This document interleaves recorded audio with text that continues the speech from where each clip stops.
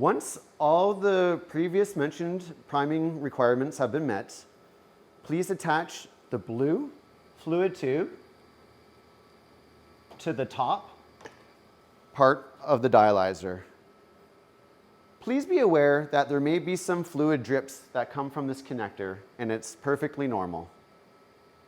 Remove the cap, press the button on the connector, firmly attach and release. Checking by giving a little turn and pull. Next, we will complete the same task, but with the red connector. Again, press the button down, remove, and attach to the lower port. Please note, if this is done correctly, the blue and the blue match as well as the red and the red. After we have the dialysate connectors on the dialyzer, the next step is to open the saline.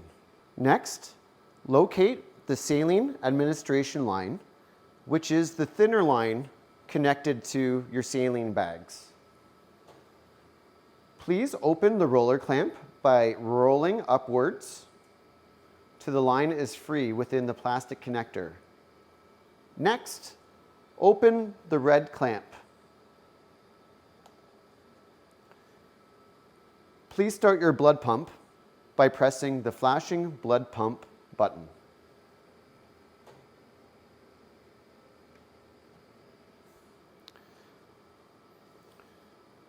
It is important to verify that the fluid is being pulled and the air is clear from your saline administration line. Next, find the other clamp on the other saline bag and open it.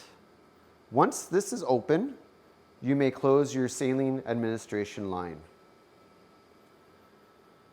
Failure to do this in that order can cause an arterial pressure alarm. When the pump is moving, it needs saline to pull, else it will overpressurize. Once the blood pump is pumping, you will notice that the screen says active phase fill up. The tubing slowly fills with saline for about 3 minutes.